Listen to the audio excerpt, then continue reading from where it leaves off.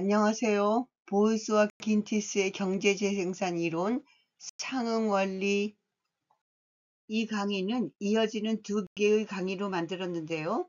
첫 번째 강의에서는 보이스와 긴티스의 경제재생산 이론은 불평등을 교육의 사회적 관계와 노동의 사회적 관계가 상응한다는 상응원리로 설명한다는 것, 학교 급별로 이루어지는 차별적 사회화는 불평등을 재생산한다는 것, 이때 학교에서의 잠재적 교육과정이 큰 영향을 미친다는 것. 두 번째 강의에서는 학교 교육의 불평등을 재생산하는 여러 요인들에 대해서 얘기하고, 불평등을 해소하려면 사회구조의 개혁이 필요하다, 경제재생산 이론의 기여와 한계, 그리고 학교 교육에서는 불평등 재생산만 일어나는가, 이에 대해서 짧게 언급하고 마칠 것입니다. 보울스와 긴티스의 경제재생산 이론은 갈등주의 이론인데요. 재생산 이론이라는 것은 불평등한 사회구조가 다음 세대에 재생산된다고 주장하는 이론이에요. 재생산 이론에는 경제재생산 이론도 있고 문화재생산 이론도 있습니다. 경제재생산 이론의 대표적 학자로는 보울스와 긴티스, 문화재생산 이론의 대표적 학자로는 브루디에와 번스타인이 있습니다. 이 강의가 소개하려는 경제재생산 이론은 경제적 생산관계를 통해서 불평등이 재생산된다고 봅니다. 문화재생산 이론은 문화를 가지고 얘기하겠죠. 경제재생산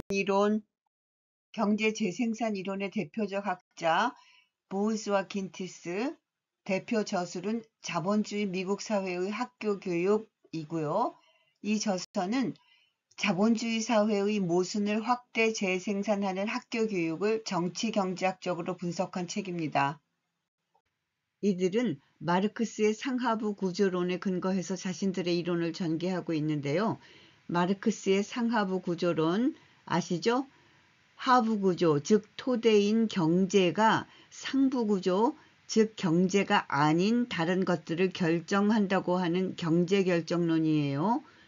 보울스와 긴티스의 경제재생산 이론은 또한 교육의 구조가 생산관계를 기초로 한 사회적 구조를 반영한다고 주장하는 이론입니다.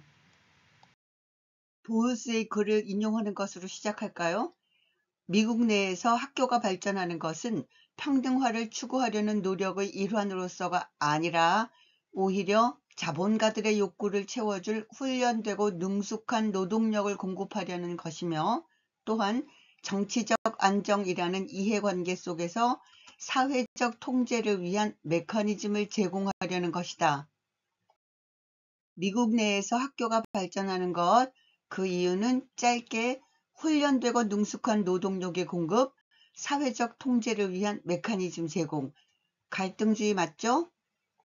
보울스와 긴티스가 보는 학교의 이 두 가지 기능은 공장에서 필요한 훈련되고 능숙한 노동력이 하늘에서 뚝 떨어지는 것이 아니니 학교에서 양성하는데, 양성 과정에서 학생들, 다시 말해서 미래의 노동자들을 사회적 통제가 가능하도록 사회화시킨다는 뜻입니다. 보울스와 긴티스는 이 두 가지 기능이 학교에서 어떻게 수행되는지 상응 원리로 설명하는데요.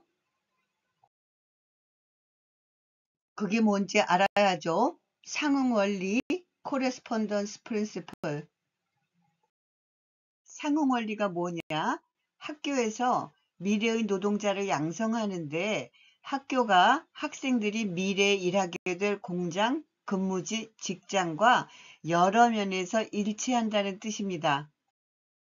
코레스폰던스 하는데 이를 대응, 상응, 조응이라고 번역합니다. 여러분들이 공부하다가 책에 따라 다르게 번역되었더라도 같은 거예요. 학교와 공장의 상응이 뭐 어떻다는 거냐? 생산 장면, 즉 공장, 근무지 또는 직장이 필요로 하는 노동자를 준비시켜서 공장에 공급해야 하는 곳이 학교라면 학교와 공장이 같아야 학교를 졸업한 학생이 공장의 노동 환경에 바로 적응하기가 좋겠죠. 그래서 자본주의가 발달하면서 학교와 공장은 여러 면에서 일치하도록 발전했다는 것이 상응 원리의 핵심이에요. 보울스와 긴티스의 표현으로는 노동의 사회적 관계와 교육의 사회적 관계가 서로 일치한다고 합니다. 사회적 관계라는 용어가 뭔지는 강의를 듣다 보면 알게 되니까요. 여기서는 그냥 지나가겠습니다.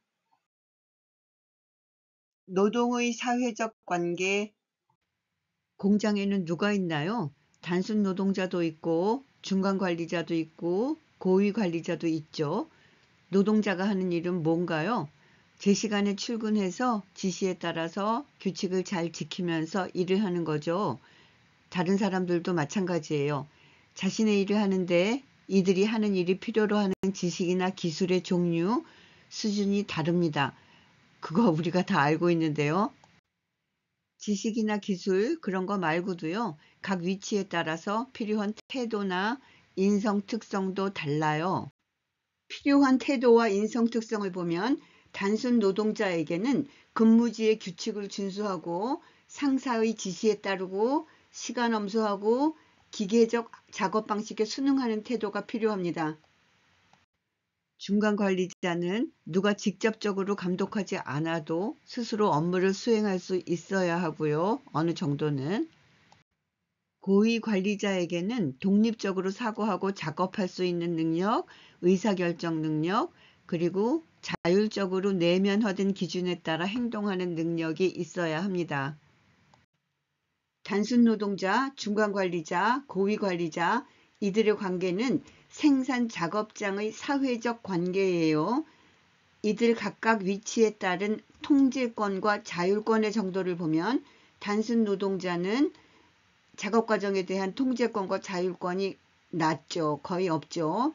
중간 관리자에게는 중간 정도 있고 고위 관리자의 자율권 정도는 매우 높습니다. 자, 이제 노동자를 양성하는 학교로 갑니다. 교육의 사회적 관계. 학생들이 학교에서 뭘 배우나요? 배우는 것이 학교 급에 따라 다르죠. 초등학교에서 학생들은 시간 엄수하는 거 배우고 늦으면 하다못해 한 소리 듣잖아요. 선생님이 말씀하는 것을 잘 따라야 하고 다시 말해서 교사 등 여러 권위에 복종하는 거 배우고 자신의 일에 대한 책임감 같은 것을 배웁니다. 중고등학생은 권위에 대해서 존경하고 복종하는 것을 배웁니다. 대학에 들어가면 이전과는 다른 것이 많죠. 대학생들의 생활은 커리큘럼, 생활 양식이 고등학생 때보다 자유롭고 강의 시간표도 자유롭게 선택할 수 있어요. 물론 다 한계가 있지만 말이죠. 이런 생활을 통해서 대학생들은 자율성, 선택 능력을 배우게 됩니다. 요즘은 강의 시간표 짜는 것도 초단위 전쟁이라고 하니까 이 얘기와는 다르긴 하네요. 방금 설명한 것에 비추어 보면 학교 급에 따른 학생들의 통제권과 자율권의 정도는 어떤가요? 초등학교는 매우 낮고 중고등학교는 중간 정도, 대학은 상대적으로 높습니다. 학교급에 따라서 배우는 것은요. 앞에서 나온 생산 장면, 근무지에서 배우는 것과 같죠. 통제권과 자율권의 정도도 같고요. 상응합니다. 상응 원리. 지금까지 각급 학교에서 가르치고 배우는 것이 다르다는 얘기했죠. 각급 학교의 학생들을 각기 다르게 사회화시키는 것, 이것을 차별적 사회화라고 합니다. 차별적 사회화. 새로운 용어 하나 나옵니다. 잠재적 교육과정. 보울스와 긴티스는 차별적 사회화와 관련해서요. 학교의 공식적 교육과정보다 잠재적 교육과정이 근본적으로 더 중요한 기능을 수행한다고 봅니다.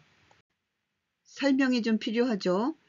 공식적 교육과정은 가르치려는 것을 의도를 가지고 계획한 것이고 문서화되어 있습니다. 교과서가 공식적 교육과정의 대표적인 예인데요. 공식적 교육과정은 눈에 보이죠. 잠재적 교육과정은 의도하거나 계획하지 않았는데 학생들이 학교 생활에서 경험하면서 은연중에 배우는 것입니다. 수업 중에도요, 선생님이 교과서를 가지고 가르치는 것 말고도 다른 것을 배우고 복도에서도 배우고 상이나 칭찬, 벌을 통해서 관행이나 행정제도 같은 것들을 통해서도 배웁니다. 학생들이 잠재적 교육과정을 통해서 배우는 것은 인지적인 것도 있지만 인지적인 것보다는 주로 가치, 태도, 행동 양식 같은 정의적인 것들이에요. 잠재적 교육과정은 숨은 교육과정이라고도 부릅니다. 여기서요, 공식적 교육과정과 잠재적 교육과정을 구별할 때요, 특히 공식적 교육과정은 의도적, 계획, 조직, 잠재적 교육과정은 의도하거나 계획하지 않았는데 정의적인 것을 많이 배운다. 이것을 기억해 두세요. 시험에 가끔 나는 거라서요. 노동의 사회적 관계와 교육의 사회적 관계가 서로 일치한다. 보울스와 긴티스에 따르면 사회적 관계, 앞에서 나왔던 건데요. 사회적 관계라는 것이 단순한 건 아니지만 한번 설명해 볼게요. 비교적 단순하게. 산업사회에서의 생산은 분업으로 이루어지죠. 노동의 분업, 뒤르켐도 산업사회의 첫 번째 특징으로 노동의 분업을 꼽았잖아요.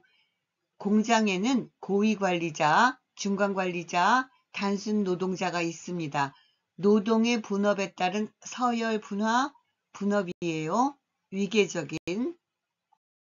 학교에는 고위행정가, 교사, 학생이 있는데 이것도 분업에 따른 서열 분화입니다. 이것도 위계적이죠. 이들의 관계를 조금 더 자세히 보면 학교에서요. 학교 관리자와 교사, 교사와 교사, 교사와 학생, 학생들 간의 관계가 같지 않죠. 공장에서도 마찬가지예요. 앞에서도 얘기했듯이 사회적 관계가 단순한 개념은 아니지만 아주 단순화해서 예를 하나 들어보겠습니다. 쉬는 시간에 학생들이 교실에서 좀 거칠게 장난을 치고 있는데 선생님이 들어오시면 학생들의 태도는 어떨까요? 그렇죠. 그대로 장난을 치지는 않겠죠. 마찬가지로요. 쉬는 시간에 교무실에서 선생님들이 잡담을 하고 있는데 교장 선생님이 들어오면 어떨까요? 제가 말하지 않아도 아시겠죠? 회사로 갑니다. 김대리, 이제 대리가 되었으니 부하 직원을 대하는 법도 배워야 합니다. 김대리, 과장님에게 그 태도가 뭡니까? 깍듯하게 대해야 됩니다. 노동분업, 사회적 분업, 사회적 관계의 분화, 위계적. 사회적 관계란 위계적 서열 분화를 뜻한다. 보울스와 긴티스에 따르면 학교 제도의 발전은 생산의 사회적 관계의 위계적 구조를 반영하는 것이다. 이쯤에서 중간 정리 한번 합니다. 학교의 사회적 관계와 생산 작업장의 사회적 관계 간의 상응. 첫째, 노동자가 자신의 작업 내용을 스스로 결정할 수 없듯이 학생들도 자기가 배워야 할 교육과정에 대하여 아무런 결정권을 갖지 못한다. 자율성의 정도 매우 낮음 또는 거의 없음. 앞에서 나왔었죠? 둘째, 교육은 노동과 마찬가지로 목적이 아니라 수단이다.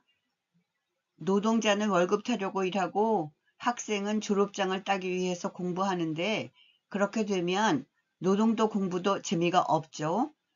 월급날은 아직 멀었는데 에이 일하기 진짜 싫다. 졸업장을 따려고 할 수 없이 공부하는데 무슨 재미가 있겠어요. 셋째, 생산 현장이 각자에게 잘게 나누어진 분업을 시키듯이 학교도 계열을 구분하고 지식을 과목별로 잘게 나눈다. 분업이 말이죠. 생산의 효율성을 높인다는 것이지만 분업을 하면 노동자들은 일 전체에 관여하지 못하니까 일에서 소외될 뿐만 아니라 노동자들 간의 응집력도 약해진다는 측면이 있습니다. 공부도 마찬가지예요. 넷째, 생산 현장에 여러 직급별 단계가 있듯이 학교도 학년에 따라 여러 단계로 나뉘어져 있다. 이것은 앞에서 나온 차별적 사회화. 잠깐만. 나 질문 있어. 재생산이론은 불평등한 사회구조가 다음 세대에 심화, 재생산된다는 거 아니야? 맞아. 그런데 머리 아픈 얘기 길게 들었는데 말이지. 알 것 같기도 하고 모를 것 같기도 하고 그래. 계속 얘기해봐. 공장과 학교가 상응한다는 게 말이야. 길동이가 초등학교 졸업하고 중학교에 가지 못하고 공장에 취업했어. 이제 일해야 되는 거잖아. 그렇지. 초등학교에서 공장에서 바로 쓸 것들, 지식, 기술, 태도, 인성 같은 것을 가르쳤어. 중고등학교, 그 다음에 대학교도 마찬가지로 각자 하게 될 역할에 필요한 거 가르쳤어. 네 말로 사회화라고 하든지. 그래서 상응인지 뭔지 그거 당연한 거 같은데? 그게 합리적이고 효율적인 거 아니야? 그럼 초등학생에게 고위 관리자에게 필요한 거 가르치냐? 그게 더 이상한 거 아닌가? 그러지 않아도 지금 그 얘기를 하려던 참이야. 길게 하지 말고 짧게 해, 결론만. 노력해 볼게. 잘 될지는 모르겠지만. 다음 강의로 갑니다.